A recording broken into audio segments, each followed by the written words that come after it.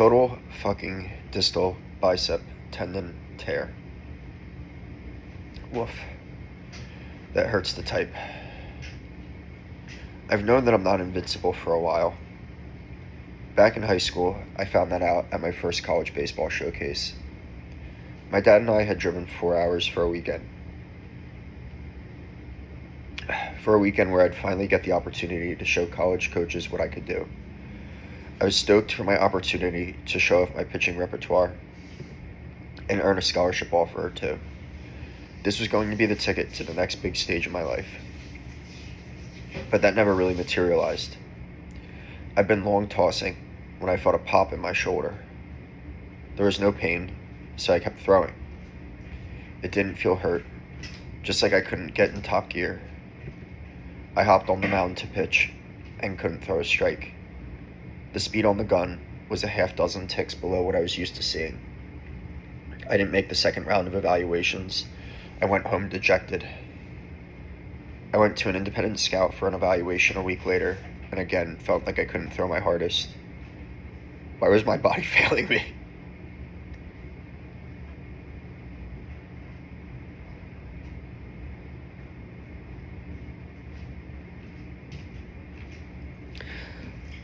Let me read it. Oh, no.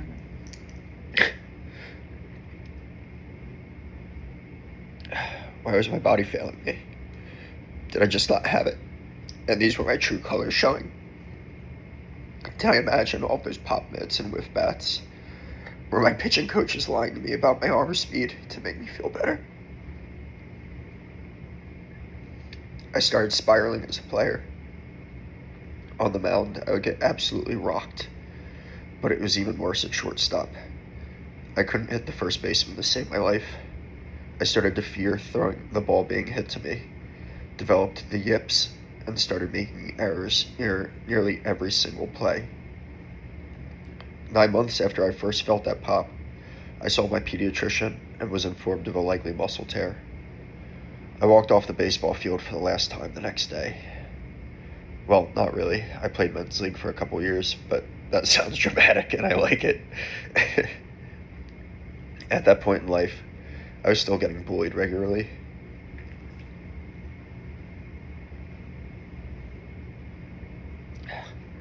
My self-esteem was in the gutter. I was developing bad habits, taking stupid risks. I got to college and had consistent access to a gym for the first time. It became my favorite way to spend time with friends and challenge myself. Halfway through first semester, one of the guys proposed that we do the 300 workout, which built the Spartan Warriors from the movie. Included in that workout's 300 reps were 50 deadlifts of 135 pounds. The challenge sounded awesome, except I had never deadlifted. My buddies instructed me the best way they could, and I gritted out the workout, but I could barely walk for the next week. Once I got the feeling back in my legs, I hopped right back into deadlifting. I looked at it as the ultimate test of strength, and wanted to chase down this new fun challenge, pick up the heaviest weight I can. I worked up to nearly 400 pounds within a year, but as I was approaching this milestone, I noticed my body didn't quite feel right. Way too much pressure on my back. It made me fear injury. I reevaluated my form, engaged my hamstrings better, and rebuilt my confidence in the lift. I quickly shot past 400, past 450, and plateaued at 475 for a couple years.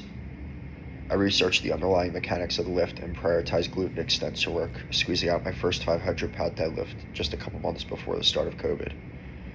I nearly went crazy not being able to go to the gym for half a year, but once they opened back up, I was back to chasing PRs. I hit 535, my all-time PR, in February of 2021. I tweaked my shoulder while putting the weight down and decided that I would be done chasing PRs. But then I had an opportunity to do my first strongman competition in February of 2025, and the itch came back.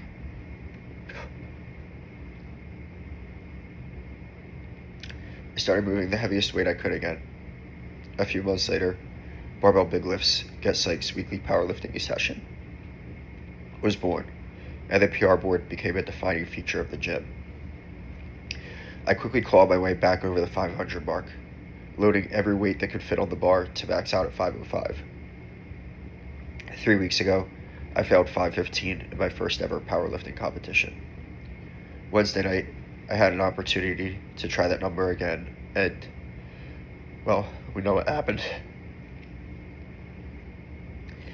As I sit back and reflect on this journey with deadlifting, there's a million takeaways. Firstly, there's major gratitude to my body for being capable enough to bear the loads I've given it over the years. There's heartbreak over not being able to compete in the near future. And there's shame.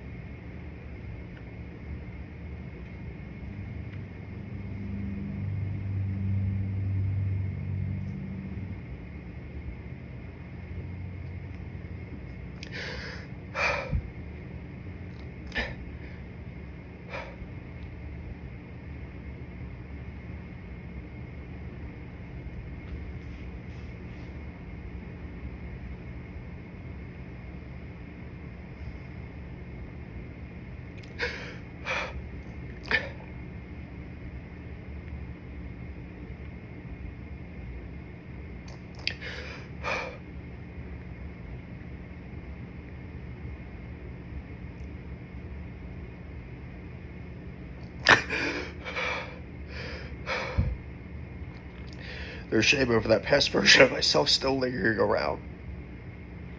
Because here's the thing. This injury was avoidable. Not because I shouldn't have been deadlifting or anything fucking stupid like that, but because I ignored the warnings. I know that somewhere along the line, that stupid risk-taking version of myself educated himself on the different grips that lifters use on the deadlift. I learned that the hook grip is safer. They're temporarily more uncomfortable. I learned that straps are the safest way to go. I learned that doing an over-under grip exposes the bicep to this exact injury. But rather than heed the warnings, I stubbornly pushed forward with the way I learned to do it. That was going to be a problem for future John. No point in trying to correct that habit now. As I pulled up on Wednesday night, I felt the tendon rip off the bone. Now, that problem is here. Much like my throwing injury, I didn't feel much pain. I feel like I can make it through 99% of my day without issue. But unlike that earlier version of myself, this process will be different. I don't have alcohol and partying to distract me from my mission. I don't have the self-esteem issues that turned that tear into a spiral. I've willingly chosen to put myself through test after test during the last 3.5 years. This is just one more. I would say I didn't choose this one, but really, I did. I chose it by making bad decisions earlier in life and not having the presence of mind to correct myself along the way. I played with fire and got burnt. This seems to be a theme in my life. I push my limits until I tear a tendon, get fired from a job, or pass out drunk. I learn a lesson in one avenue and don't heed the warnings in others. Hard lesson after hard lesson after hard lesson. I'm going to get evaluated by a surgeon this week. We'll probably have surgery shortly after, and then the recovery process begins. Every test I've undertaken in the past few years has led me to this one. Time after time, I've chosen against the path of least resistance. Because I've known that it would challenge me to grow. Each time I've proven myself to be a little bit stronger than I thought I was. Each time I've grown as a person in order to achieve what I've needed to. Now that time is here to face the toughest challenge I've been given. I don't know what's on the other side of this one yet, but I can't wait to find out.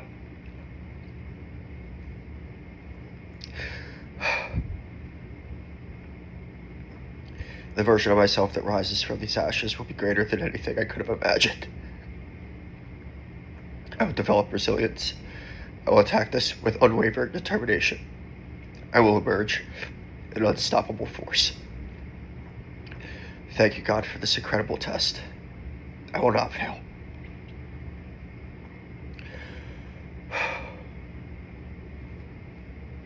Beautiful game.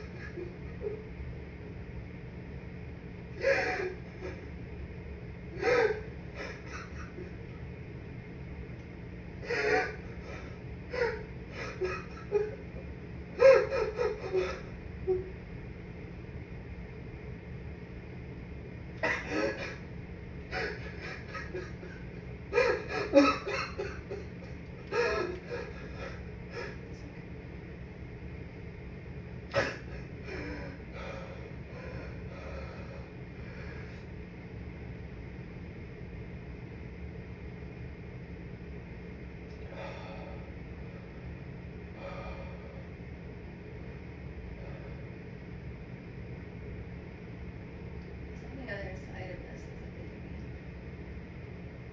And there's just lessons that have to be learned for that. Slowing down, not taking as many chances as we don't have to. Because it's not just us, we have to think about that.